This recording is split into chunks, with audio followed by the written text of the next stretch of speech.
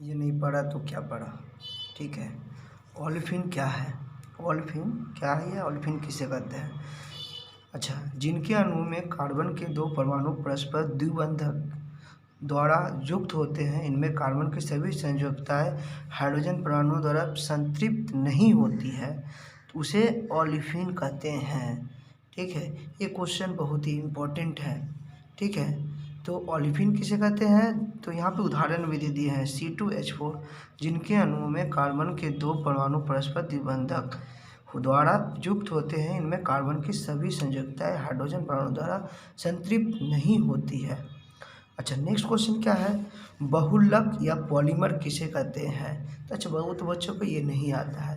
तो यहाँ पे बहुलक किसे कहते हैं? तो बहुत अधिक अणु मात्रा वाले जो कार्बनिक यौगिक होते हैं उन्हें बहुलक या पॉलीमर कहते हैं, जिसमें बहुत सारे अणु पाए जाते हैं, कार्बन के अणु पाए जाते हैं, तो उसे बहुलक कहते हैं। अच्छा, तो बहुलक हो गया। तो बहुलक के बाद पॉलीमर आता है। क्या आता है? पॉलीमर। तो पॉलीमर किसे कहते हैं? क्या बोला गया है? मोनोमर। पॉलीमर हो गया। अब ये है मोनोमर किसे कहते हैं? तो जिस छोटी प्रारंभिक यौगिक के साथ बहुलीकरण की क्रिया संपन्न होती है उसे मोनोमर कहते हैं। क्या कहते हैं? मोनोमर। ये दोनों बहुत ही इम्पोर्टेंट है। जैसे लाइक देखिए यहाँ पे जैसे पूछ दिया है, पॉलीथीन का मोनोमर का नाम क्या है? पॉलीथीन के मोनोमर का नाम क्या है? तो इथिलीन या इथाइलिन बोलते हैं। अच्छा, पीवीसी का मोनोमर का नाम विनाइल क्लोराइड यानी विनाइल क्लोराइड। टेफ्लॉन का मोनोमर का नाम टेप टेप टेट्राफ्लोरोइथाइलिन। इसको याद करना बहुत ही ज़रूरी है। ठीक है, इसमें से क्वेश्चन आता ही है। अच्छा, और एक चीज़ यहाँ पे पूछता है, इस उपयोग क्या पूछता है? उपयोग। जैसे बोला है कि टेफ्लॉन का उपयोग कहाँ होता है? तो टेफ्लॉन का उपयोग अनेक उपकरणों यंत्रों के निर्माण में होता है। टेफ्लॉन का उपयोग अनेक उपकरणों एवं यंत्रों के निर्माण में होता है। ठीक है, रसोई के बर्तन में परत चढ़ाने के लिए टेफ्लॉन का उपयोग होता है। इससे बर्तन से तेल, घी आदि चिपकने नहीं पाते हैं। तो इसका उपयोग पूछेगा तो ये भी। अच्छा, मान लीजिए अगर उल्टा करके, जैसे मान लो बहुत क्वेश्चन पूछता है, जैसे मान लो रसोई के बर्तन में परत चढ़ाने के लिए किसका उपयोग होता है? तो टेफ्लॉन का। ठीक है, इस तरह से क्वेश्चन बदल भी सकता है। टेफ्लॉन का उपयोग अनेक उपकरणों यंत्रों। अच्छा, किसका उपयोग अनेक उपकरणों यंत्रों के निर्माण में होता है? तो टेफ्लॉन। अच्छा, पॉलीविनाइल का नाम तो आप सुनेंगे, पीवीसी। तो इसका उपयोग खिलौना, फर्श की टाइल आदि बनाने में होता है। ठीक है, तो पूछेगा खिलौना, फर्श की टाइल आदि बनाने में, पाइप बनाने में किसका उपयोग होता है? तो पीवीसी का। ठीक है, तो पाइप फिटिंग, फिल्म पर्दे, ठीक है, सिलेंडर आदि बनाने में इसका उपयोग होता है। अच्छा, पॉलीइथेलिन जिसे हम लोग पॉलीथीन के नाम से भी जानते हैं, इससे बाल्टी, बोतल, खिलौने, पाइप, ट्यूब, बर्फ की ट्रे, बैग आदि अनेक प्रकार की चीज़ें बनाई जाती है। ये चीज़ को आप याद रखिएगा। अच्छा, नेक्स्ट क्वेश्चन है, और एक क्वेश्चन है, ये तो आपको समझ में आ गया। ठीक है, तो यहाँ पे इस तरह से और सब हो गया है। ठीक है, तो अच्छा, ये तो हो गया। अच्छा, नेक्स्ट यहाँ पे देखिए, एलपीजी एंड सीएनजी का पूरा नाम लिखो। तो इसका उपयोग लिखो। तो एलपीजी लिक्विफाइड पेट्रोलियम गैस, इसका उपयोग घरेलू ईंधन के रूप में होता है। अच्छा, दूसरा, इसका उपयोग धातुओं के वेल्डिंग और कटिंग करने में भी होता है। ठीक है। अच्छा, सीएनजी का पूरा नाम कॉम्प्रेस नेचुरल गैस है। सीएनजी का पूरा नाम कॉम्प्रेस नेचुरल गैस। ठीक है।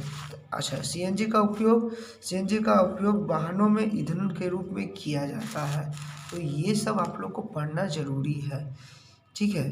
तो और एक क्वेश्चन हमको लग रहा है, और एक क्वेश्चन जो है इम्पोर्टेंट है, जैसे आप लोग को पता होगा।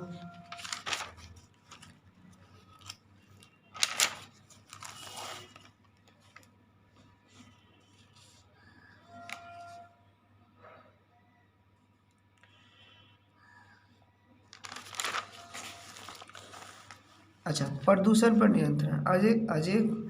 अजैव निमंत्रित कचरों को निचले स्तर में फेंका जाना चाहिए। इसे मिट्टी में बहुत नीचे दबा देना चाहिए। उर्वरक, कीटनाशक, शाकनाशक का उपयोग अधिक विवरण का होना। अच्छा, ये तो हो गया प्रदूषण पर नियंत्रण। अच्छा, हम लोग प्लास्टिक से जो खतरा होता है उसके बारे में पढ़ेंगे। जैसे मान लीजिए हम लोग जो यूज करते हैं प्लास्टिक, पॉलिश आदि विषैले पदार्थ जैसे रेडियोधर्मी कीटनाशक, रासायनिक आदि धूमकेतु जैसे भारी धातु आदि। ठीक है, यहाँ पे देखिए अम्लीकरण पदार्थों की अधिक मात्रा में उपस्थित होने से मिट्टी, जल और वायु प्रदूषित होते हैं। आजकल इन पदार्थों का उपयोग इतना अधिक बढ़ गया है कि शहरों और गाँव में प्रदूषण का खतरा बढ़ गया है।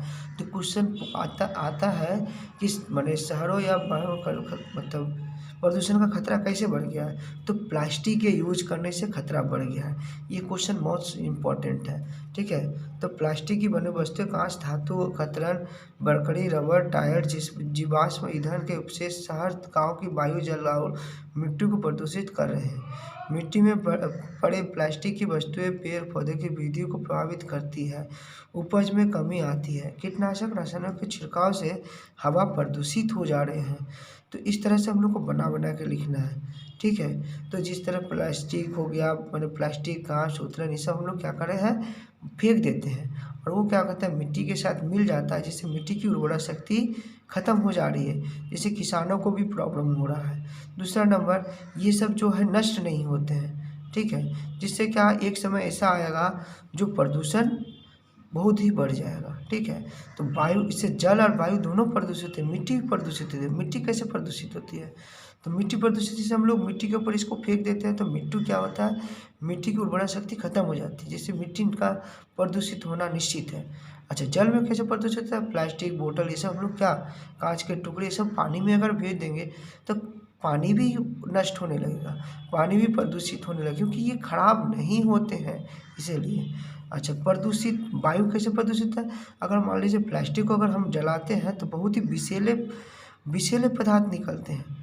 ठीक है, जो हम लोग के लिए हानिकारक हैं। ठीक है, कीटनाशक, मतलब ये सब हम लोग के लिए बहुत ही हानिकारक हैं। तो इस तरह से हम लोग इसको क्या करेंगे, इसका रोकथाम करेंगे। तो रोकथाम कैसे करेंगे? तो उर्वरक, कीटनाशक, शाकनाशक का उपयोग अधिक विवेकपूर्ण ढंग से होना चाहिए। तो ये सबको हम लोग को कम से कम प्रदूषित करना होगा। अजीब निगमित कचरों का पुनर्चरण करना होगा, मतलब रिसाइकलिंग करना होगा। जो हम लोग यूज करें उसका रिसाइकलिंग करना होगा। इस तरह से हम लोग को ये चैप्टर अच्छे से पढ़ना होगा।